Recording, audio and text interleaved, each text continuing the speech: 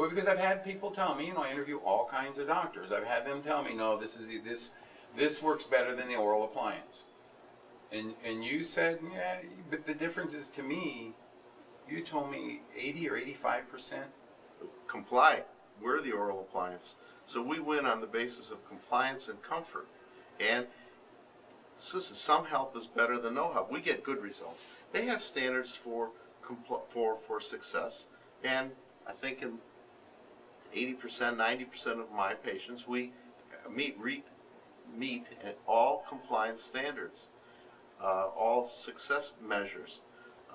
There's a few we don't. This is probably more robust because you can just turn up the dial till it works. All right. Now, and I don't mean to keep moving you along, but time is always an issue for us because we run out. I asked you to tell me how I was supposed to believe that putting a piece of plastic in my mouth could increase my ability to breathe and stop me from snoring. I had the same questions, Mike. And so I did a study using an iCAD, a 3D cone beam computerized tomographic unit. And in this, I took a picture of, I had a picture taken of myself. This is rest position, lips together, teeth apart, tongue in the roof of the mouth. And we were able to measure the airway at the height of the second cervical vertebrae. And at that point, it came out 10.75.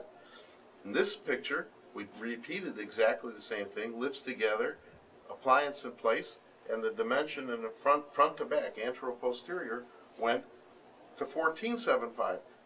So this was accomplished, this was before and after, simply by putting your appliance. This is one dimension, front to back. It works in 3 dimensions. The appliances. All right, let's look at the next one because they call them mandibular advancement devices, but in advancing the mandible and opening it vertically, we get 3-dimensional changes. It's now referred to as an oral airway dilator. So now this is looking down from the top of my head. Yes, here's the 10.75. It's they just didn't put it in. But originally it was 31, and when we corrected with the appliance in place, it went to 39.75. So we went from 31 to 39.75. That's pretty huge as well. That's almost a 100% increase in breathing ability. In volume, in circumference there. But it gets even better. We have a couple more here. All right, let me grab those. I will tell you, you seem to want to document and... Okay, so this one here is looking at sliced from the front. And this is the 2-dimensional x-ray. And you can I don't even have to show you the measurements from here. This is the before, this is the appliance in place. But then we have special effects we can create. We can put a 3-dimensional picture by pushing a few more buttons. This is the same picture. You can get that. This is the before, same perspective. This being the back of the nose, the sinuses, and this is the airway. And this is the before, this is appliance in place. It's huge. It looks like there's something blowing it up, but it's just the effect of the appliance dilating the airway, opening it up. Now, the patient's awake, but we think it does the same thing as sleep. So let's talk for a moment about snoring. Obviously, I didn't ask all of you if you snored to some degree. If you snore, does that mean you have sleep apnea?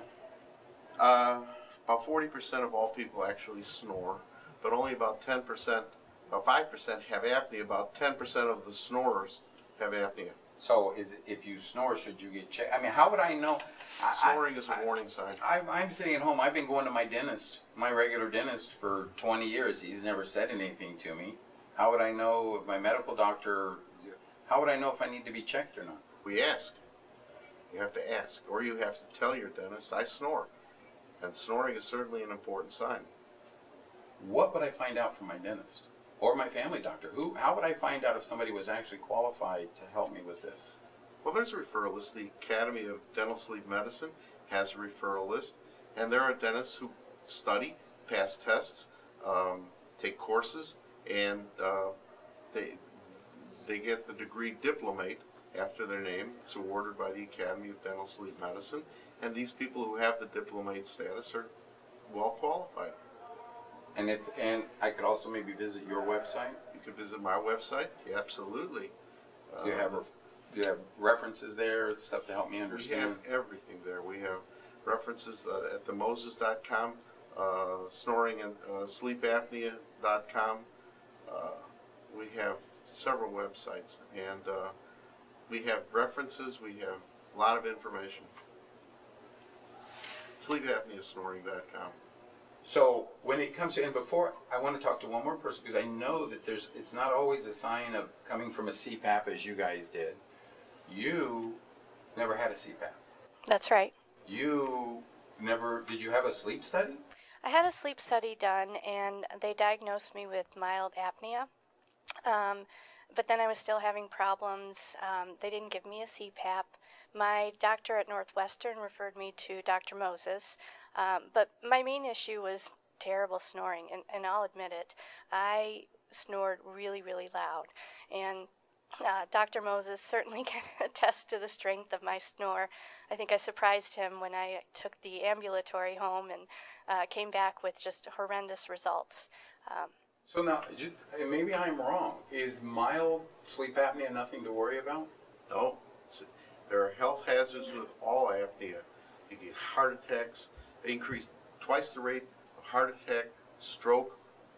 But they didn't give her anything. Well, I think you told me they gave you a restless leg. Yeah, Cinnamate for restless legs. So if she went to the doctor, but she snored, obviously, she says she snored.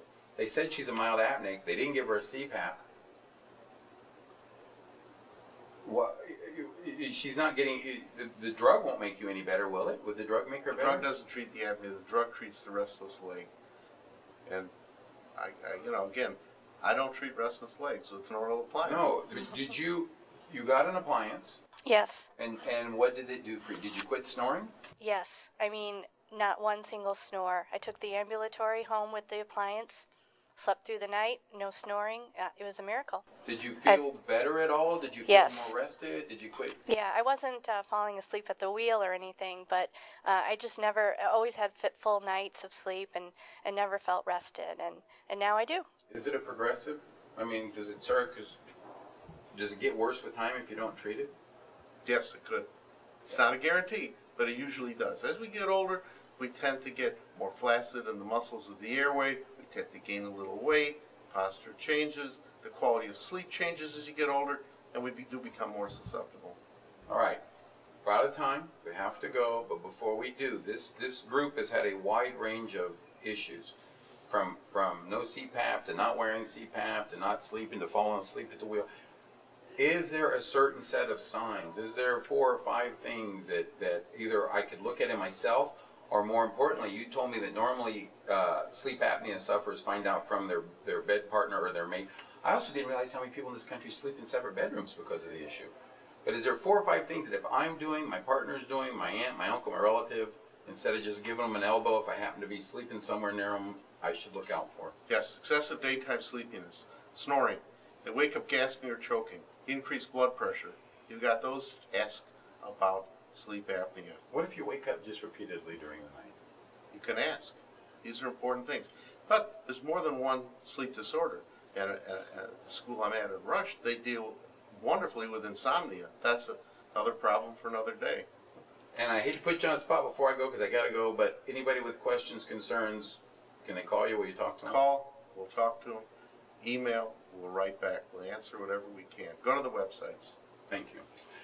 You've been watching Medical News Network. I'm Mike Wittgenstein. For more information on this subject or any other, please visit our website at medicalnewsnetwork.net. Until next time, I wish you good health. Thank you. The following was a paid presentation by Dr. Moses.